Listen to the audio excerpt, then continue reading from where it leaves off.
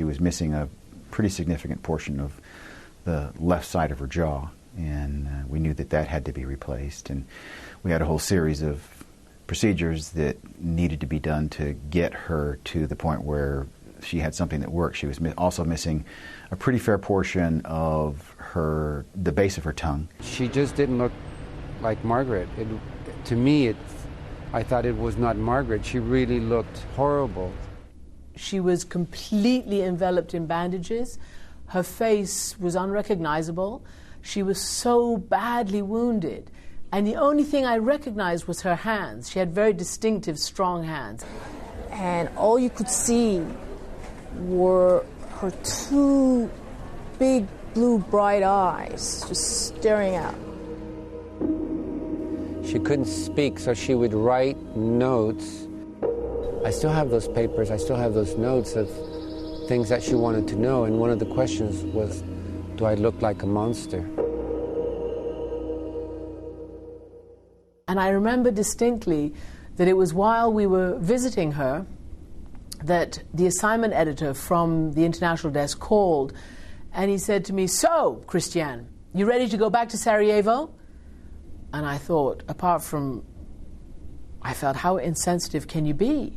I mean, I'm in this room with my colleague who's been wounded beyond recognition. And then I said, yes.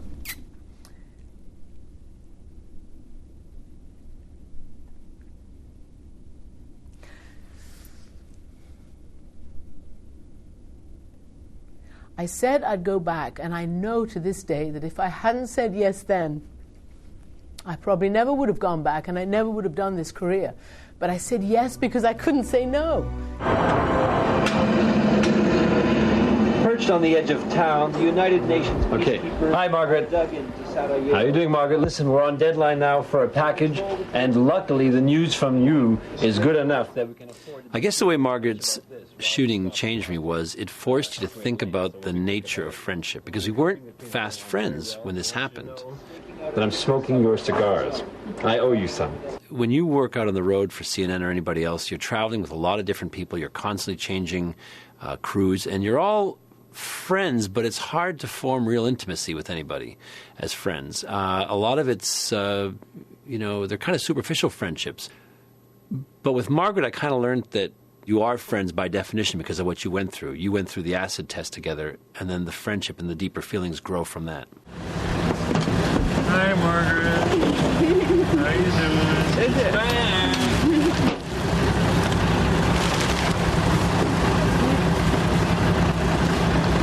Look, I have that bullet proof.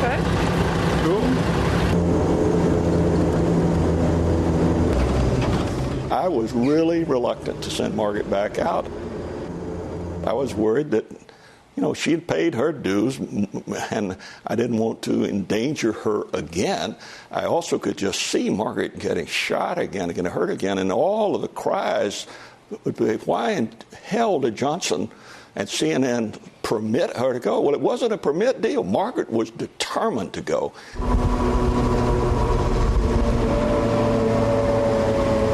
You worried about her because she went through an awful lot, and you wanted to make sure she was okay. Wow. Which was the wrong attitude to take because she was more than okay. And she was happy to work. She just wanted to come back and work. Sell some of our place. So I was with Margaret in Sarajevo when she went back the first time after being shot, so it was probably a couple of years after. And I remember asking her what she would do if she met, the sniper who had shot her and changed her life forever, basically. And I said, well, I'd be more curious, I guess. I'd be curious, did he see me in the van, or did he just shoot randomly into the van? And I would not feel any anger or anything, because I feel when you're in a war zone, both sides are fighting each other. If you're on one side, you're sort of with that side, and you have to take what comes with it. She's absolutely, pragmatic, almost to the point of cold-blooded in her own assessment of her own condition. She never cuts herself any slack that way. One of the things with Margaret's view on life, her ability to actually face things, is if you actually jumped out of an aeroplane, the vision that you get from that is quite extraordinary all by itself, because you're perfectly aware of what's going on. But of course you're also literally off the planet, and at that point in time totally responsible for your own life. The most representative story I could tell from my perspective about Margaret was 2002. Massive Israeli invasion of the West Bank. And I was in Jerusalem with Margaret, and then we went into the West Bank, into Ramallah, because we had a feeling that the Israelis would make a big move, and they did.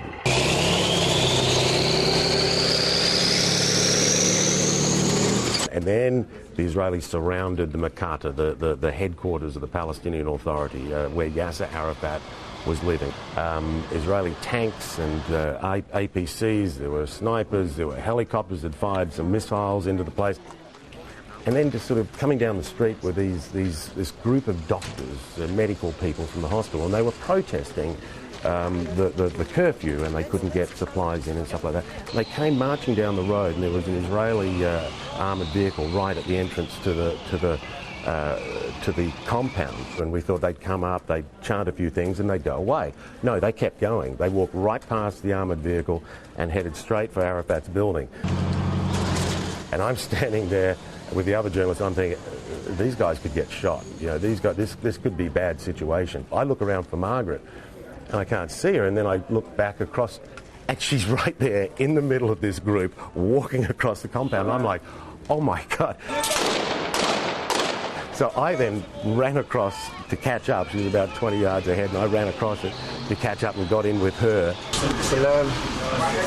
And we get to the building, and Arafat's bodyguards let us in, and we go in there, and then Arafat, who knew us, he called us up.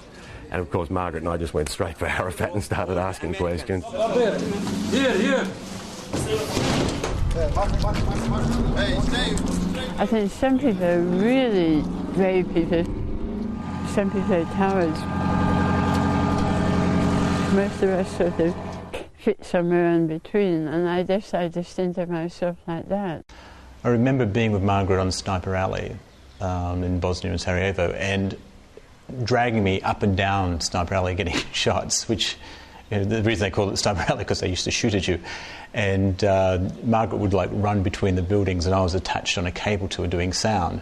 So when she ran, you had to run. So I had to kind of like just be ready to go when she was ready to go. And sometimes I wasn't. You'd feel the cable like tug, and you'd realise that you were running out into view of the sniper whether you liked it or not.